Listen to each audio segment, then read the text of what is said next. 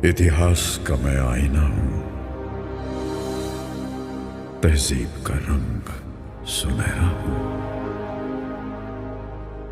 गंगा जमुना मेरी आंखें, मैं नए भारत का चेहरा। मैं कल भी था, मैं आज भी हूं, मैं नवयुग का अंदाज भी हूं। सारी दुनिया का घर मुझ में, इस मिट्टी का आदर मुझ में। मैं देशभक्त भी गहरा हूं, मैं नए भारत का चेहरा, मैं नए भारत का चेहरा।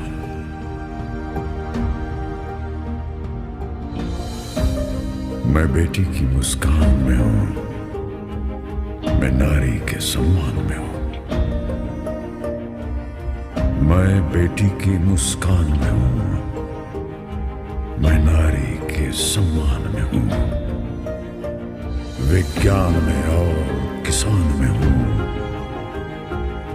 हर वीर में और जवान में हूं। मैं सीमाओं का पहरा हूं, मैं नए भारत का चेहरा हूं, मैं नए भारत का चेहरा हूं, मैं नए भारत का चेहरा हूं। अब चांद पे पांव जमाना है, सूरज से आंख मिलाना है। एक नया सवेरा लाना है, संकल्प नया दोहराना है। न ठहरा था, न ठहरा हूं, न ठहरा था, न ठहरा हूं। मैं नए भारत का चेहरा हूं, मैं नए भारत का चेहरा हूं, मैं नए भारत का चेहरा हूं, मैं नए भारत का चेहरा। नमस्कार। आज हम कक्षा 9 के हिंदी विषय का जो 10वां पद्य है भारत गौरव, और उसके कवि का नाम है मैथिली शरण गुप्त। तो आज हम भारत गौरव काव्य की विस्तृत समझ प्राप्त करेंगे, जो इस प्रकार है। तो सबसे पहले हम प्रथम 4 पंक्ति का विस्तृत और समझेंगे, जो इस प्रकार है। यह पहली पंक्ति है। भूलोक का गौरव, प्रकृति का पुण्य, लीला स्थल कहां। पहला शब्द है भूलोक। भू शब्द का अर्थ होता है पृथ्वी, धरती, मतलब पृथ्वी लोक। और गौरव शब्द का अर्थ होता है प्रतिष्ठा, सम्मान, मतलब पृथ्वी लोक का सम्मान, प्रतिष्ठा। उसके बाद का शब्द है पुण्य। पुण्य का अर्थ होता है पवित्र। और उसके बाद का शब्द है लीलास्थल। लीलास्थल शब्द का अर्थ होता है क्रीड़ा भूमि।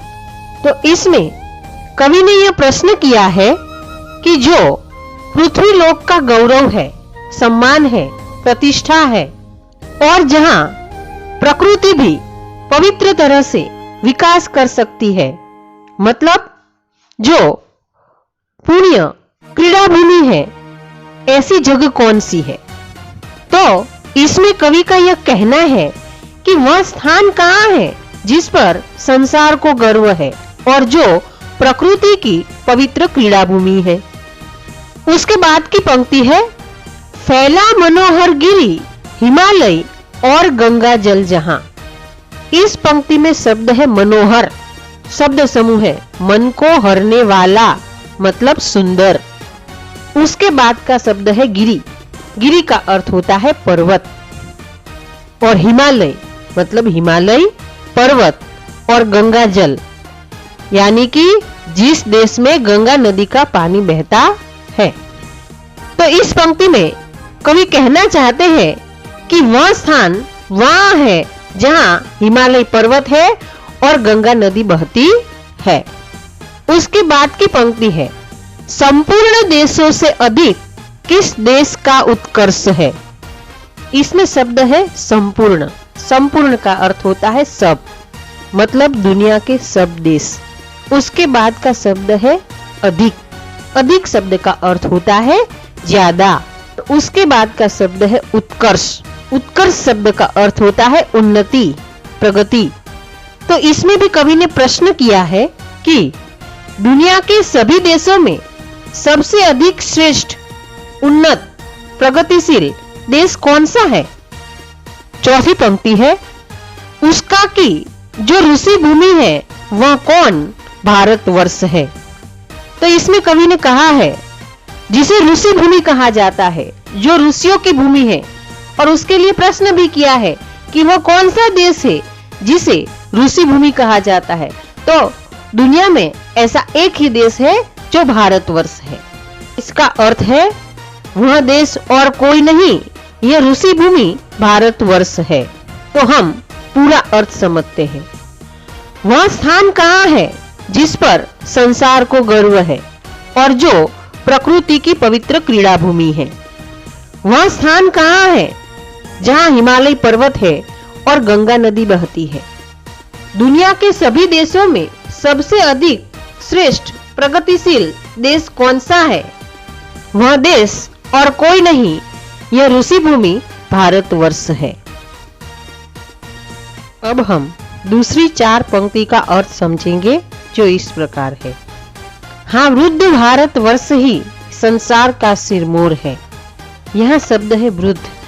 वृद्ध का अर्थ होता है बूढ़ा, लेकिन यहाँ अर्थ है प्राचीन, पुराना, अनुभवी, मतलब प्राचीन भारतवर्ष।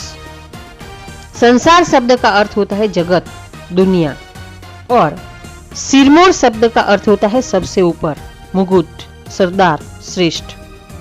तो यहाँ कवि कहना चाहते हैं कि हाँ, यह पुराना, प्राचीन, अनुभवी भारतवर्ष संसार का सर्वश्रेष्ठ देश है। दूसरी पंक्ति, ऐसा पुरातन देश कोई विश्व में क्या और है? पुरातन शब्द का अर्थ होता है पुराना, प्राचीन। विश्व शब्द का अर्थ होता है संसार, जगत। तो कवि यहाँ प्रश्न करते हैं, प्राचीन देशों में इसके मुकाबले का दूसरा कोई देश है? नहीं है। उसके बाद की पंक्ति, भगवान की भवभूतियों का यह प्रथम भंडार है। यहाँ शब्द है भगवान। भगवान का अर्थ है ईश्वर। दूसरा शब्द है भवभूति, उसका अर्थ है संसार का वैभव। और शब्द है प्रथम। प्रथम का अर्थ है पहला। और उसके बाद का शब्द है भंडार। भंडार का अर्थ होता है खजाना, संग्रह। तो इसमें कवि कहना चाहते हैं कि भगवान ने संसार में वैभव के जो स्थान सबसे पहले बनाए, उनका प्रथम संग्रह, भंडार इसी देश में यानी कि भारतवर्ष में हुआ।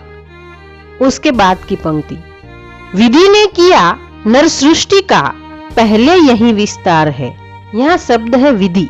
विधि का अर्थ है ब्रह्मा, सृष्टि की रचना करने वाले देवता।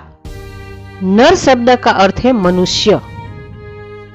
तो इसमें कवि कहना चाहते हैं कि ब्रह्मा ने मानव सृष्टि का विस्तार भी यहीं से यानी कि भारत देश से किया है। तो अब हम पूरा समझते हैं कि हाँ, यह पुराना, प्राचीन, अनुभवी भारतवर्ष संसार का सर्वश्रेष्ठ देश है। प्राचीन देशों में इसके मुकाबले का दूसरा कोई देश नहीं है। भगवान ने संसार में वैभव के जो स्थान सबसे पहले बनाए, उनका प्रथम संग्रह, भंडार इसी देश में हुआ। ब्रह्मा ने मानव सृष्टि का विस्तार भी यहीं से किया यानी कि भारत वर्ष से किया। अब हम तीसरी 4 पंक्ति का अर्थ समझेंगे जो इस प्रकार है। इसमें पहली पंक्ति इस प्रकार है, ये पुण्य भूमि प्रसिद्ध है, इसके निवासी आर्य है। पुण्य भूमि यानी कि पवित्र भूमि, पवित्र धरती। प्रसिद्ध का अर्थ होता है विख्यात। निवासी शब्द का अर्थ है रहने वाले अथवा तो रहने वाले लोग। तो इसमें कवि कहना चाहते हैं, भारतवर्ष की यह पवित्र धरती सारे विश्व में प्रसिद्ध है। इस देश के निवासी आर्य है। दूसरी पंक्ति, विद्या, कला, कौशल, सबके जो प्रथम आचार्य है। विद्या शब्द का अर्थ होता है शिक्षण, शिक्षा, ज्ञान। कला कौशल शब्द का अर्थ है कला कारीगिरी और प्रथम शब्द का अर्थ है पहला। आचार्य शब्द का अर्थ है शिक्षक, आदर्श आचरण को आचरण में लाने वाला शिक्षक, गुरु। तो इसमें कवि कहना चाहते हैं आर्यों ने ही सारे संसार को सबसे पहले विद्या, कला और कौशल का ज्ञान दिया। अब तीसरी पंक्ति, संतान उनकी आज यद्यपि हम अधोगति में पड़े। संतान यानी कि बालक। यद्यपि शब्द में संधि है, यदि और अपि, मतलब अब, इस समय। उसके बाद का शब्द है अधोगति। अधोगति का अर्थ होता है अवनति, पतन, दयनीय दशा। तो इसमें कवि कहना चाहते हैं यद्यपि उन आर्यों की संतानें आज बुरी दशा में है, पतन की ओर है। उसके बाद की पंक्ति, पर चिन्ह उनकी उच्चता के आज भी कुछ है खड़े। शब्द है चिन्ह। चिन्ह का अर्थ होता है निशानी। उसके बाद का शब्द है उच्चता, का अर्थ है महानता, श्रेष्ठता, उन्नति। तो इसमें कवि कहना चाहते हैं कि फिर भी उनके महान चरित्र के कुछ निशान आज भी मौजूद है। तो अब हम पूरा अर्थ समझते हैं। भारतवर्ष की यह पवित्र धरती सारे विश्व में प्रसिद्ध है। इस देश के निवासी आर्य है। उन्होंने ही सारे संसार को सबसे पहले विद्या, कला और कौशल का ज्ञान दिया। यद्यपि उन आर्यों की संतानें आज बुरी दशा में है, फिर भी उनके महान चरित्र के कुछ निशान आज भी मौजूद है। अब हम चौथी चार पंक्ति का अर्थ समझेंगे जो इस प्रकार है। तो उसमें पहली पंक्ति, वे आर्य ही थे जो कभी अपने लिए जीते न थे। अपने शब्द का अर्थ है खुद के लिए, जीते शब्द का अर्थ है जीना। तो इसमें कवि कहना चाहते हैं कि वे आर्य ही थे जो अपने जीवन को कभी अपना नहीं समझते थे। अपने जीवन का उपयोग दूसरों की मदद करने के लिए, भला करने के लिए करते थे। अब दूसरी पंक्ति, वे स्वार्थरत हो मोह की मदिरा कभी पीते न थे। वे का अर्थ है आर्य। दूसरा शब्द है स्वार्थरत। स्वार्थरत शब्द का अर्थ है केवल अपना ही लाभ देखने वाला। मोह शब्द का अर्थ है लालच, लोभ। और मदिरा शब्द का अर्थ है शराब, मद्य, नशाकारक पदार्थ। पीते शब्द का अर्थ है पीना। तो इसमें कवि कहना चाहते हैं कि आर्यों को कभी अपने ही लाभ का मोह नहीं होता था। उसके बाद की पंक्ति, संसार के उपकार हित जब जन्म लेते थे सभी। शब्द है संसार, जगत। उसके बाद का शब्द है उपकार हित, मतलब कि भला करने के लिए। तो इसमें कवि कहना चाहते हैं कि आर्य संसार पर उपकार करने के लिए ही जन्म लेते थे। अब चौथी पंक्ति, निश्चेष्ट होकर किस तरह वह बैठ सकते थे कभी। इसमें शब्द है निश्चेष्ट। इसमें संधि है नि और चेष्ट। उसका अर्थ है निष्क्रिय, चेष्टा रहित। इसमें कवि कहना चाहते हैं कि जो दूसरों के मदद के लिए जन्म लेते थे, ऐसे आर्य निष्क्रिय होकर कैसे बैठ सकते थे। तो अब हम पूरा समझते हैं। वे आर्य ही थे जो अपने जीवन को कभी अपना नहीं समझते थे। आर्यों को कभी अपने ही लाभ का मोह नहीं होता था। सभी आर्य संसार पर उपकार करने के लिए ही जन्म लेते थे।